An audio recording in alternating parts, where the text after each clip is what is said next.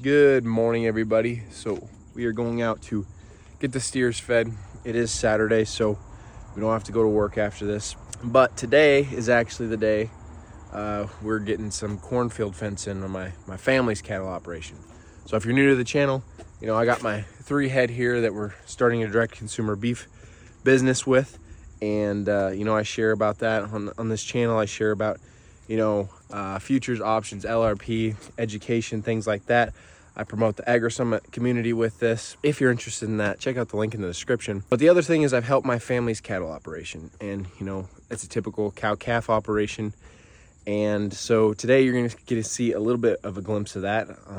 We'll be putting in cornfield fence. So it's basically just, electric fence that goes around the perimeter of the cornfield. And if you're not familiar with that, or if you're not in an area where you have, corn stalks that you graze in the winter, this might be something that's new for you. So I thought it'd be cool to make a little video. But anyway, these steers are ready for their grain, so we better get them fed. So I thought I'd share what this is.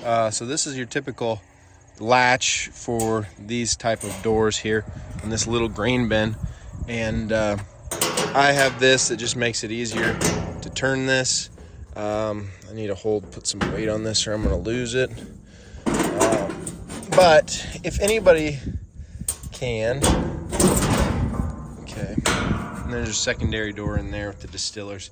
If anybody can tell me what this is for, I'll be impressed.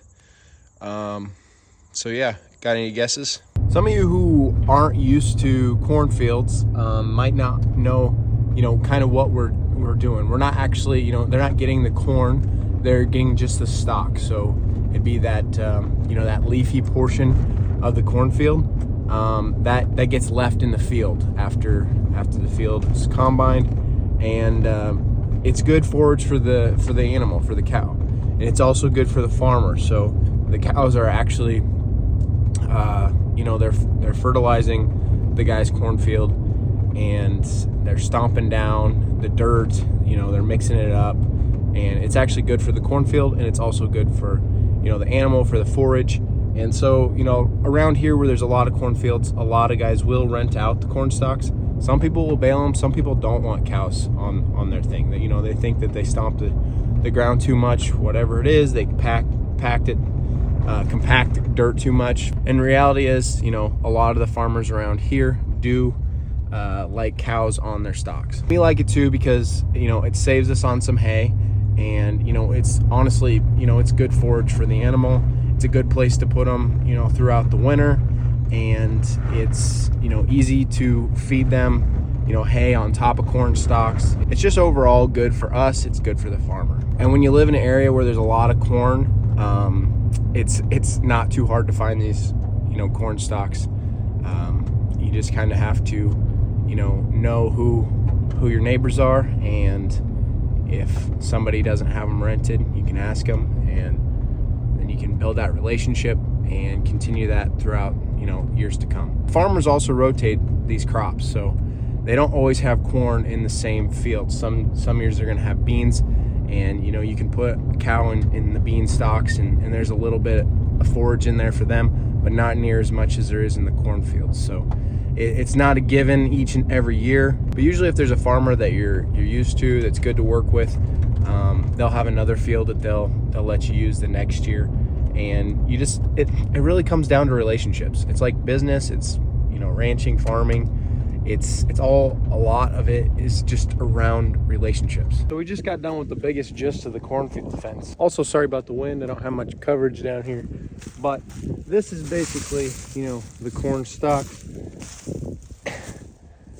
We have the leafy stuff here, and then we have the kernels without corn on. As you can see, the combine takes the corn off.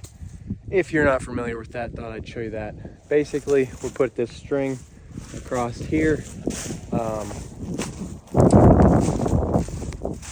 We use a lot of these posts with insulators. So we walk out those posts, reel out the string, put it across. This is an easy stretch. A lot of times there'll also be some sections of some hot wire that's permanently there. A lot of times what you'll see with that permanent hot wire that we have is, you know, it'll get caught up in the grass over the summer, and when that grass gets tall and dies, it lays over and actually, you know, collapses the fence, and it's all under there, and you have to pull out all the wire. So I'll probably clip in a little video that I made of pulling some of that out throughout the creek bottom. This is always a fun one. We got this creek that goes along here, putting in cornfield fence, and as you can see, that didn't hold up over the summer. We have that string, it's right there. All has to get across there, so we keep the cows from going over there throughout the winter. All right, so string is out all the way up there. We just had to add a little bit of string across there and pull it tight, and we'll have successfully got this portion done. So here's, you know, what the cornfield looks like when there's no corn in it, and the cows will go through and they'll pick out all that stuff. If there is any corn on the ground, they'll probably find it and they'll enjoy it. It'll be kind of like a little, you know, treat for them. But this will last them a while, and then when it gets, you know, further throughout the winter, it's a great place where we can go and we can use a bale processor, spread out a bale, and feed the cows throughout the winter. So I don't know if this is the one where the main herd will be over the winter, but something to this gist. Basically putting out all that, walking the post in, and then reeling out the reel, getting an electric fencer on it, so the fence is hot and it'll keep the cows in.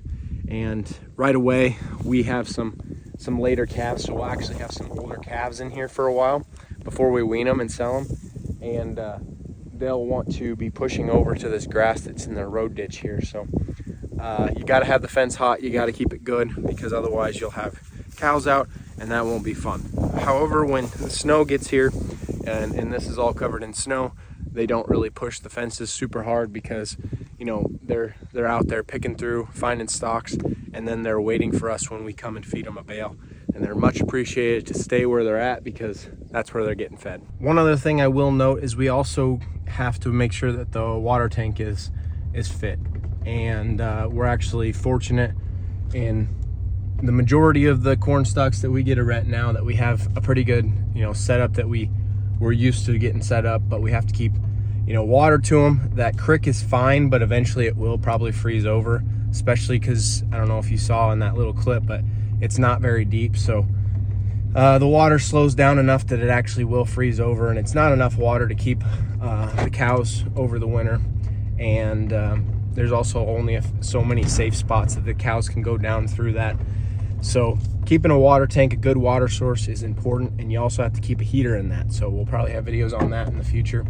But as you can see, we got a little pasture here where it connects right up to the corn stalks. So it's a great setup for us, so where we can actually just open the gate, call them, and they'll come running in, because they're usually excited to go to the corn stalks for the winter, especially when the pasture's starting to thin out. I hope you all enjoyed this video. I know it's a little bit different for some of you who aren't used to, you know, maybe corn stalks, or aren't in an area where there's a lot of corn, and that's really why I wanted to make this. You know, if you have cattle and you're interested in joining the AgriSummit community and being a part of that, we have a new course that's releasing. It's 90 days to a more profitable operation, and it's really information that I've gathered, you know, throughout my careers, and from other people who have experience with cattle, and whether it be how do you read a chart like a commodity broker, futures options, LRP, things like that, but also just, you know, financial planning, and just other tools that you can use for your operation.